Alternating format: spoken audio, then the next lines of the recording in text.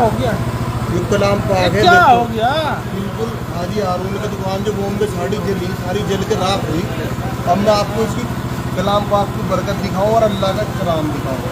अल्लाह के कलाम को एक रूफ का कहीं से कहीं भी नुकसान नहीं। और देखो ऊपर के हाल इसका क्या हुआ भाई अल्लाह ताला की किताब है। देखो ये दोनों कलाम पाक जो है ना, पूरी दुकान पूरी जल के राख हुई थी। लो जी। एक आदमी मरा हुआ उसमें, 5 घायल भी हैं। ये देखो पूरा कहीं से कहीं प्रूफ को भी कुछ नहीं हुआ। ये देखो दोनों कलाम पाक बिल्कुल सेफ, अल्लाह की किताब है। जो है अल्लाह की किताब पे ईमान लाना। हाँ जी बस।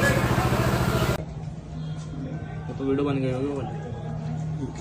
तो देखो जी बिल्कुल सारी चीज़ ख़त्म होगी। सब नीचे से देखो भाई चल रहा पानी में, बिल्कुल पंखड़ी है। ये देखो अल्लाह के कलाम को कुछ नहीं हुआ इंशाअल्लाह, लेकिन सारे लोहे की पंखड़ी है तब इसकी सब टूट के गिर गई। पंखा टूट के गिर गया, लोहा मुड़ गया, सीलिंगें टूट गई। पीछे तक हमारे क्या आलम है। इसमें सब जितनी चीज़ें थी सब ख़त्म हो गई।